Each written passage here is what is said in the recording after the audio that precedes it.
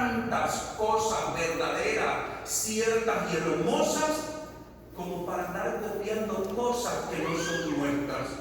Así lo decía el hermano Salvador Gómez. Yo me acuerdo, yo estaba chamaco todavía, cuando escuchaba las enseñanzas del hermano, íbamos a Los Ángeles a las clases con el hermano Salvador Gómez, y a mí se me quedó eso. Oye, si yo soy católico, mi identidad es de católico, y en la iglesia católica tenemos una riqueza abundante, porque yo tengo que andarme colgando cosas o orígenes que no son católicos. Porque nuestra iglesia de arriba es tan pobre que no tiene nada que ofrecer. ¿Verdad que no? Nuestra iglesia es rica, porque principalmente tiene los 7 sacramentos que nos dan la salvación. ¿Quiere más que eso? ¿O como que hace falta otra cosita más? No, ¿verdad? Digan algo de perdida, no sé si están en la dura acá. Entonces, esta doctrina no tiene ninguna constancia de existencia en la tradición de la iglesia, ni en la dogmática, ni en la teología. Nada de católico. No consta nada en la iglesia católica de que esta vertiente o esta corriente o esta doctrina sea algo católico. ¿Ok?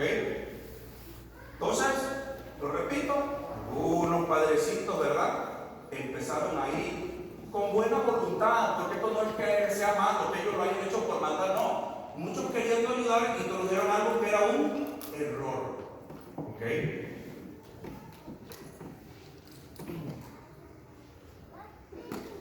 Esta doctrina va a afirmar entonces que pecados de nuestros antepasados nosotros los estamos sufriendo. Que lo que hicieron nuestros antepasados a mí me está afectando. Y ahorita vamos a explicar, porque hay una parte de cómo sí podemos ser afectados por lo que hicieron otros, pero no de que yo tenga que estar pagando los platos rotos del pecado que cometió mi abuelo. Ay, ¿yo por qué? ¿Sí? O cuando ustedes vienen a confesarse, el padre le dice: pásame ahorita a tu mamá. Vino tu mamá, le voy a poner la penitencia a ella. ¿A quién le pone el padre la penitencia? Al pecador. ¿Sí? Uno peca y hay una culpa, y a esa culpa se le imputa una pena. ¿Ok? Pero esa pena, ¿sobre quién recae? Sobre el penitente, el pecador. ¿Ok? Entonces, esto no es de que lo que hicieron los antepasados, a mí, que sus pecados, a mí me estén afectando espiritualmente. Porque ahorita no se me vayan a desesperar. Vamos a explicar, repito, de qué forma sí podemos, de alguna manera, estar pagando los platos rotos de otro, ¿no? Entonces, lo que hicieron mis abuelos me afecta a mí espiritualmente, físicamente y económicamente. Mi abuelito cometió un fraude y ahora yo estoy maldito y yo siempre estoy pobre. ¿Por qué? Porque mi abuelito cometió el fraude. Ah, caray, ¿y yo por qué? ¿Yo por qué voy a pagar los platos rotos de que el viejo haya sido un deshonesto? ¿Verdad que no? ¿O que yo esté maldito por lo que hizo él? No, tampoco. Pero esta corriente dice que sí. Entonces, cuando la persona cree que tiene una maldición intergeneracional, va y busca dónde va a haber una misa de sanación intergeneracional. ¿Ok? Que sane los problemas de los antepasados. ¿Cuál es el problema con esto? ¿Cuál es el problema con esto? Miren, mis queridos hijos, nosotros los hispanos tenemos un problema grave. ¿Sí? Lo voy a decir de una forma cómica, pero tiene algo de cierto. No se me vayan a agüitar, no se me vayan a ofender, ¿ok? Yo estoy haciendo todo esto con mucho amor porque quiero la sanación de mi comunidad. ¿Ok? No quiero fregarme a nadie. ¿Sí? Pero ustedes dan mucho trabajo. ¿En qué sentido? ¿En qué sentido? De que nosotros los hispanos hay una mentalidad más mágica. Mágica. Vienen con el padrecito y me dicen: padre, necesito una cita. Y yo, para quitarme gente de encima, si puedo responder en un ratito y ahí puedo solucionar, sí, porque oye, que la Purísima está canijo, son como 2.500 personas y son nada más yo, pues, está duro, va. Es que quiero llevarle a mi hijo. Y yo, ¿para qué? Para que usted hable con él. Y yo, ¿por qué? Es que tiene problemas. Sí, pero yo, ¿por qué tengo que hablar con su hijo? Pues porque usted es el padre. Entonces yo, porque soy el padre, yo voy a pagar los platos rotos de todo el desastre que usted ha hecho. Fíjense a dónde voy con esto. Vamos a ser honestos, porque dice la palabra de Dios que la verdad nos hará libres, ¿sí o no? Ustedes hacen un desastre con sus hijos, no los educan, no los forman, no los traen a misa. Ya cuando el chamaco tiene 16 años, los invitaron a un retiro de iniciación. Ustedes se dan cuenta que eso es importante, la cosa de Dios. Y ya después de 16 años, ustedes quieren traer el chamaco a misa. Y resulta que el chamaco, ¿qué? Ya no quiere. Oye, pues no le enseñaste. Ya está salvaje, ese ya no quiere venir. ¿No? Y entonces ya la gente está preocupada: ay, padre, que yo tengo miedo de que mi hijo se condene. Pues sí, mija, pero se lo llevo a usted, padre, para que usted hable con él. ¿Qué es lo que está detrás de eso? Es que usted, como es el padrecito, usted va a arreglar el problema. ¿Ustedes creen que yo voy a arreglar el problema? No. ¿Ustedes creen que yo voy a arreglar 16, 18 años de un cochinero que ustedes hicieron en su casa? No puedo.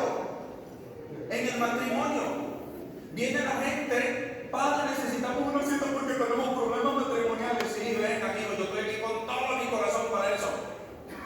Y cuando llegan, pongo las peras a peso. Hay una cosa, y escucha, te lo digo a ti, mi nuera, escucha con mi suegro, ¿cómo es dicho? Sí. Hay una cosa que yo no tolero y que no permito. No lo permito. Y es que me quiten el tiempo. No.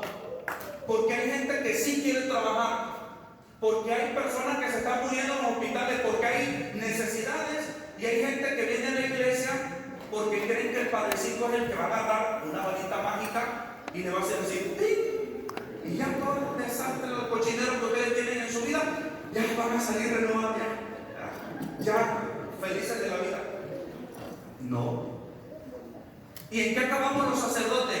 Como el brujo de, yo ya no voy con don Pancho, el señor, ¿sí? O con doña Petra, la señora. Ahora vamos con el padre Gastón, que ya llegó a la Purísima, ¿verdad? Sí, yo ya no soy el padre, pero si ya no vamos con el grupo, queremos ir con usted, si ahora entonces yo voy a ser el grupo. ¿Qué es lo que hace esta doctrina, mis queridos hijos? ¿Y dónde está el peligro de esto? Que no me hago responsable de lo que a mí me toca por mi sanación. Es que mi matrimonio es un desastre.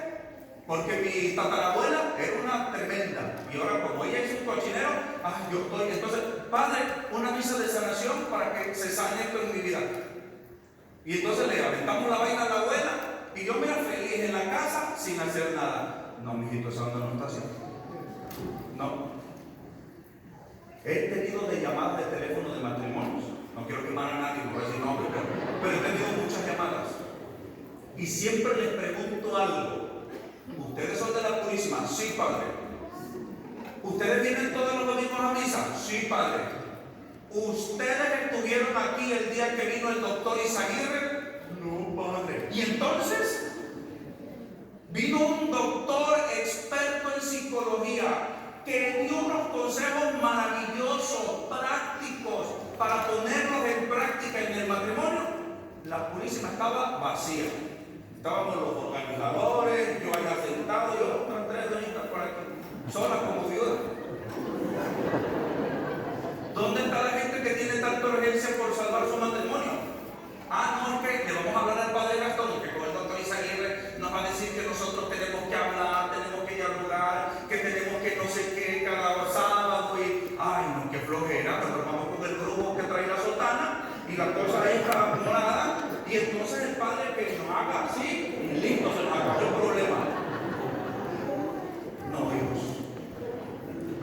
cómo va la vaina. No es así. Esta doctrina por eso no es correcta. Porque entonces yo voy, pago, padre, dígame una misa de sanación. Y entonces yo me quedo en la casa con un bol de totopo, con guacamole y una coca. Y ahí que el padre llega a la misa, ya mi abuela ya va a estar siendo perdonada no sé en dónde. Y se sale y yo aquí me feliz recibiendo la sanación como escarchitas, ¿verdad?, de brillito. No es así. No sé si me doy a entender. No, lo que estoy enredando a alguien que me levante la mano y diga, padre, a usted a mí me está enredando, no le entiendo. ¿Nadie? Sin vergüenza. Entonces, ahí radica lo negativo de esta situación, ¿ok? En que yo no me hago responsable de lo que yo hice y entonces yo le atribuyo a otro el problema y seguimos en una mentalidad mágica. Ahora bien, ¿de qué forma nosotros sí podemos ser afectados por lo que hicieron nuestros antepasados? Voy a poner un ejemplo. Una parejita se casa con mucho amor, ¿sí? Sus hijos nacen en un matrimonio que persevera en la iglesia, que aprende, que lucha. Esos niños crecen amando a Dios, amando a su prójimo, tienen temor de Dios, respetan al prójimo, respetan las reglas en la sociedad, vienen a misa. Esos jovencitos van creciendo sanos. ¿Verdad que sí están recibiendo las consecuencias de lo que los papás están haciendo? Y yo digo, que Dios bendiga a mis sobrinos y a toda mi familia, que los libre del poder de Satanás, porque Satanás se venga, ¿sí? Que los bendiga a ellos por lo que voy a hacer ahorita. Mi hermana se ha dedicado toda su vida a sus hijos. Ellas las dos le dijeron a los viejos, vamos a vivir humildemente, pobremente, pero nuestros hijos los vamos a criar nosotras, no la babysitter. ¿Ok? Y ellos pasaron necesidades terribles de andar buscando las cosas entre los sofás para una Navidad porque no tenían para la Navidad. Pero tenían los niños, tenían el amor de sus papás. ¿Sí? Ahora mis sobrinos vienen aquí a la misa, ya tienen 16, otros tienen 20, otros 15, 14. Y ellos vienen tranquilos, nadie los trae arrastrando. Mi hermana no tiene problema el domingo de que, ay, ¿por qué yo no quiero ir a misa? Yo odio ir a la misa, odio el cura, odio a ustedes. No. Y ellos ya saben que es domingo y que el domingo es día de ir a misa. ¿Sí? Pero hubo unos padres que estuvieron ahí todo el tiempo. ¿Ok? Ahora bien, hijos, otro ejemplo. ¿Qué pasa con, esto no es ofensivo, son ejemplos, yo sé que puede haber estos ejemplos aquí y no es culpar a nadie, pero sí la responsabilidad que nos ayuda a nuestra sanación. ¿Qué pasa con una parejita como todas las parejitas que se casan con muchísimo amor? Pero desgraciadamente, como el diablo anda como león rugiente buscando a quien devorar, esa parejita, pues el diablo llega y se les mete, ¿verdad? Y uno comete un pecado de adulterio, por ejemplo, y no lo logran superar, no logran perdonarse y se separan. ¿Sí? Se separa ese matrimonio y empiezan los problemas, que si hay deporte, si no se las arreglan ellos, ya los niños van a crecer con una parte de los papás. ¿Sí? Y si los niños, por ejemplo, el papá se va y los abandona, y la pobre mamá, para poder echar para adelante a sus niños, los tiene que dejar porque ni modo que usted les da de comer, y se va a trabajar, y esos niños van creciendo solitos. ¿Cómo creen que esos niños van a estar después en el futuro? Esos niños crecen heridos por un padre que los abandonó, por una madre ausente, no por maldad, sino porque tuvo que salir a buscar para el sustento. Y esos niños van creciendo muy heridos. ¿Y qué culpa tenían esos niños? Pero ¿verdad que esos niños están sufriendo las consecuencias de lo que hicieron otros? Estos niños crecen y se casan, pero llevan cargando todos estos males de la familia. un papá que los abandonó, irresponsable, una mamá que no pudo estar con ellos porque tenía que trabajar para vestirlos y alimentarlos, y estos niños crecen sin ni una pizca de amor. Pero llega el momento natural de la vida donde ellos se quieren casar y quieren hacer una familia. ¿Qué familia van a ser estas personas? Fue el caso de mi familia.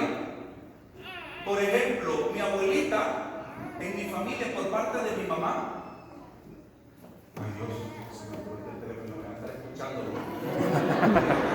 Están hablando de nosotros. En mi familia, por parte de mi mamá, somos una familia, lo tengo que decir. Pero no, mi mamá está para allá para Veracruz, porque está todo se desvaya. Aquí entra la mano entre nosotros. Sí, con prudencia, ok, no vaya a llegar allá la tía y el padre, ustedes son unos tóxicos. Pero para parte de mi mamá, la familia fue una familia muy tóxica. Siempre andan como perros gigantes, peleando, y nunca pueden estar en paz. Pero ¿de quiénes fueron hijos? Mis abuelos no fueron malas personas, pero a mí me tocó conocer la historia para darme cuenta cómo nosotros romper con esas cadenas. Y ahorita lo voy a explicar de qué forma, no en la forma como lo explica este doctor, sino de una forma auténticamente cristiana, católica. ¿Sí? ¿Por qué es que mi familia es así? Porque yo tuve una mamá muy agresiva, hiriente, que no se quería ni a ella misma. Siempre andaban en pleito los tíos, hasta el punto que yo les dije: ustedes, nosotros estamos luchando para no ser como ustedes. Yo se lo dije. Nosotros estamos luchando para no ser como ustedes, porque ustedes son una vergüenza. Se lo dije con toda la verdad. ¿Sí? Se lo dije. Un día yo escucho a mi abuelo que está platicando, por ejemplo, el chiquito quedó huérfano, con una mamá que vivía en condiciones de pobreza extrema. De 7 años mi abuelito tenía que irse al cerro, de 7 años. A ver, hay un chamaquito aquí de 7 años. ¿Hay alguno? A ver, alguien de 7 años. ¿Ni uno? Bueno, no vinieron. Imagínense a un niño de 7 años en el cerro, solo, en la noche, cuidando chivas. Dice mi abuelo que a veces llegaban las tormentas. Dice: y yo no tenía una casa donde estar, no, dice, era ahí en el cerro. Yo hacía, dice, con ramitas, palos, hacía donde estar para que no me diera el sol, para estar ahí recostado, pero no estaba en condiciones por si llegaba una tormenta. Dice: llegaba la tormenta y toda la noche yo, dice, ahí temblando de frío. Un día, dice, me agarró esa tormenta. Dice: y mis patrones solamente me daban para comer un jarrito de leche, un jarrito. Era lo único que me daban. Los mendigos patrones agarrados todos. Han de estar en el purgatorio por hacer esa cosa tan horrible. Un jarro de leche para que él se alimentara. Era lo único que le daba. Cuando ya amaneció, él se va con a otro rancho, donde había una casa, y él llega a donde estaba la señora guisando. Dice, estaba en el suelo, tenía un jarro con café, y tenía queso, y tenía carne y cuanta cosa, y echando tortillas ahí en el suelo. Y él llega y le dice: ¿me da chancecito de sacar unas brasitas para sentarme en el jarrito y calentar mi leche? Y dice la señora: sí, ahí calientan. Dice mi abuelito que de repente sale un señor altote de ahí de la casa. Y le dice: ¿tú quién eres? No, pues yo vengo, y él así un poco con miedo, ¿no? Yo trabajo ahí en el rancho de los no sé qué. Dice: nada más vine aquí a pedirle a su señora tantito si me da chance de calentar mi leche. ¿Y eso es lo que te van a comer? Dice: sí. Dice que el señor agarra y le da una patada al jarro de la leche. Cuando mi abuelo estaba contando eso, se le corrían las lágrimas. Y dice que él agarró y se levantó y se fue, ¿no? Porque él pensó que el Señor se lo estaba haciendo como un acto de maldad. Y dice que él se agarró y se fue ya, por tristecito, ¿no? Dice: ¿a dónde vas? Manda ese viejo hijo de su no sé qué tanto. cantamos, ya ustedes saben. Y vente aquí a trabajar con nosotros. ¿Ah? Entonces, imagínense un niño de 7 años. Dice él que cuando se iban a trabajar todo el día con su mamá, dice, llegábamos a las 6 de la tarde cansados, dice. Y toda vez mi mamá pasaba por todos los nopales y a moler un chile en el molcajete, dice, para comer nopales. Después de un día sin haber comido, y lo único que comiéramos nopales. Dice, un día fui a la carnicería y se me íbamos con mi mamá a la Santa Misa.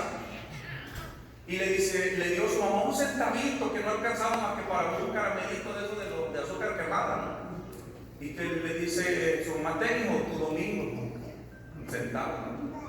Y él le dice, mamá, yo voy a ganar un centavo para comprar carne. Y su mamá, no, hijo, eso no te alcanza para comprar carne. Sí, mamá, yo voy a comprar carne. Hijo, eso no alcanza, dice, para comprar carne. Yo voy a ir. Ok. Y que llega con el carnicero y le dice, ¿me da esto de carne? Y le muestra el centavo. Y le dice el Señor, ahí está, se está agachado. Y le dice el Señor, sí, hijo. Y dice que le troza un pedazo a la carne y dice, tenga, mi hijo, su centavo de carne. ¿No? Imagínense la miseria en la que creció él. Y se casa con una señora, con una muchacha muy hermosa, mi abuela, Dios la tenga en la gloria. Con una muchacha que quedó huérfana a los 11 años, siendo la mayor, como mamá ya de todos sus demás hermanos, de 11 años. ¿Qué matrimonio podía ser este? ¿Sí me doy a entender? Ahora bien, ¿cuáles son las consecuencias de esto? No de que los pecados que cometieron nosotros nos afecten a nosotros, no. Sino que la falta de amor, la falta de instrucción, hizo que pues mis abuelos no le dieran a mi mamá y a mis tíos pues amor. ¿Y cómo crecieron? Pues crecieron con mucho resentimiento, con mucho dolor, sin amor. No fueron malos, fueron gente herida. Eso se viene a la familia y nosotros estamos en la casa con una mamá que viene, y la historia ya se la saben como mi mamá, ¿verdad? Sí, ya se la expliqué la vez pasada. Entonces, en ese sentido, es como uno sí va recibiendo las consecuencias de lo que otros hicieron. ¿Sí? Por ejemplo, si mi papá hubiera cometido un acto deshonesto y hubiera robado y lo meten a la cárcel, en un rancho donde todos nos conocemos, ¿quién hubiera sido Gastón Mendiola? El hijo del ratero, ¿sí o no? Por ejemplo, yo tuve un tío que fue alcohólico muchísimos años. Y cuando vamos a la raíz, porque yo no sabía, o sea, mi tío era el borrachito del rancho. Bueno, teníamos varios borrachitos, pero él era uno de los borrachitos del rancho. Y mi tío siempre andaba como borracho, era el borrachito, ¿no? Un día me cuentan la historia de su mamá y su papá. Este es un tío medio hermano de mi papá. ¿Ok? Mi abuelo le montó los cachos a mi abuela con otra señora. ¿Ok? Cosas de rancho. Esta señora le monta un trabajo a mi abuelo. Repito, somos de uno de los lugares de más brujería y porquería del país. ¿Ok? Esta mujer le monta un trabajo de brujería a mi abuelo. Y mi abuelo está al borde de la muerte. Lo llevan con un grupo, pues si son de allá del rancho, ¿no? ¿Cuándo lo llevan? ¿Sí? Lo llevan con el grupo. Y con mi abuelita, la esposa de mi abuelito, tiene que ir. Y le dice el grupo a mi abuelita, porque va la mamá de mi abuelo, la hermana de mi abuelo y la esposa de mi abuelo. Y le preguntan a mi abuelita, que fue una mujer muy buena, según lo que dicen toda la gente. Le dice el grupo, regresamos el daño. Ustedes saben qué significa en lenguaje catemalqueño, o el lenguaje de los grupos de allá de México. Regresar el daño, ¿qué significa regresar el daño? ¿Qué? Sí, pero ¿qué le pasa a la otra? No nada más le sale, ay, ya, la misma brujería. No, regresar el daño tiene una connotación muy importante. ¿Qué le pasa al que te hizo la brujería? Se muere. Regresar el daño es matar a la persona que te embrujó. ¿Sí? Eso es regresar el daño. A una gente de Veracruz, de los del sur, aquí veo que hay mucha gente santa, ni saben de eso, ¿verdad? Pero los que sí somos cochambrosos de los magos de allá, cuando nosotros, alguien dice, le regresaron el daño a fulano, se lo echaron. No. O cuando entre brujos dicen, lo ganó, ¿qué significa? Se lo echó, lo mató. No. Le dicen a mi abuela, regresamos el daño. A mi abuelito lo había llevado su mamá. Y dice mi abuelita, yo no quiero saber nada de esto, yo todo se lo dejo en manos de Dios. Bueno, el brujo quería poder gente. ¿Sí? Va con mi tía Pancha, la de la curva. Sí. Y le dice, ya le dije a su cuñada que si regresamos el daño, me dijo que ella se lo va a dejar todo a Dios. Y le dice tía Pancha, es que ella no está pagando. Aquí la que está pagando es mi mamá, vaya y pregúntele a ella. Y van con la abuela Herminia. Y le dice el grupo, ¿regresamos el daño? Y le dice mi abuela Herminia, claro que sí, regresen y que se muera la hija de no sé qué tal. A los 8 días esa señora estaba muerta. ¿Sí? Estaba muerta. Pero de esta relación de adulterio nació mi tío Ángel. ¿Ok? A mi tío Ángel lo tuvo que criar tía Ramona y tía Pancha. Y no eran los mejores tratos, no porque hubieran sido malas, fueron buenas, muy caritativas, pero eran gente a rajatabla del rancho, el patarrajal. ¿Sí? Y mi tío creció mal y llegó a ser el borrachito del rancho. Hasta que tuvo un encuentro con Cristo que lo libera de esas cadenas y él dejó el alcoholismo. ¿Ok? Regreso. No es que lo que hubieran hecho ellos fue la maldición de mi tío, no, sino la consecuencia de los actos. Falta de amor. ¿Sí? ¿Cómo creció el niño? Ay, el hijo del adulterio. Todo el mundo lo señalaba. ¿Cómo iba a crecer? No podía ser otra cosa más que un borracho. Por eso, mis queridos hijos, cuando en su casa haya drogadicción, cuestiónense que no están haciendo bien ustedes con sus hijos. Porque muchas veces los chamacos no están buscando droga para hacerse la vida tristes.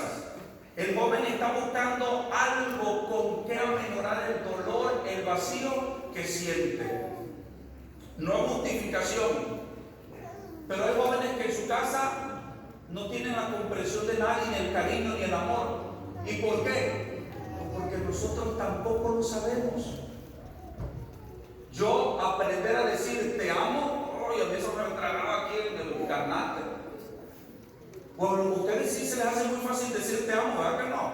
Le dijeron a la novia porque querían, ustedes saben, ¿verdad? Porque casarse, le tuvieron que decir, ay, mi amor, te amo, pero yo después ya quiero decir te amo. No está en nuestro lenguaje porque nunca nos lo dijeron. ¿Sí me doy a entender? En este sentido, sí nosotros recibimos o somos afectados por lo que hicieron otros, pero no es que esa maldición me haya alcanzado a mí, no. Lo que hicieron a mi papá lo estoy pagando yo. ¿Sí está claro? Sí. Bueno, entonces hay partes de la Biblia donde dice no, pero es que en Éxodo 25, de Éxodo 34, el número 14 dice que Dios castiga la maldad de los padres en los hijos y hasta la no sé qué tanta generación. Pero no se refiere a eso. Santo Tomás de Aquino explica que cuando dice que Dios castiga la maldad de los padres en los hijos hasta la no sé qué tanta generación, lo que está hablando es de la misericordia que tiene Dios, que no tiene el momento de decir, no, para aquí te friego. No tiene paciencia, te tengo paciencia a ti. Le tengo paciencia a tu hijo, le tengo paciencia a tu nieto, a tu bisnieto, a tu tataranieto y hasta que en ese sentido habla de la paciencia y de la misericordia de Dios, pero no de que nosotros recibamos la maldición de nuestros ancestros. ¿Quién pecó? ¿Ese o sus padres? Dicen en el Evangelio, ¿cierto? ¿Qué responde nuestro Señor Jesucristo? Ni él ni sus padres. ¿Para qué esa persona estaba enferma? Para que se viera la gloria de Dios. Entonces no hay maldiciones intergeneracionales, mis queridos hijos. Hay cosas que hicieron mal, que ustedes también están haciendo mal. si no cortan con eso, se va a seguir haciendo la cadenita. Todas las familias tenemos dificultades. Por ejemplo, yo con mis hermanas, en algunos momentos he habido dificultades y nosotros siempre tratamos de hablar, de orar y echar para adelante. Y yo les digo, nosotros tenemos que romper la cadena. Nosotros no podemos seguir imitando las actitudes de los viejos, esos que ya no tienen remedio. No, tenemos que romper la cadena. Mi hermana con sus hijos, cuidado, estás haciendo lo mismito que hacía mi mamá contigo, ¿verdad que no te gustaba? No, ok, hija, corríjalo. ¿Sí? Corríjalo. Y entonces rompemos la cadena de las actitudes que nosotros vamos aprendiendo.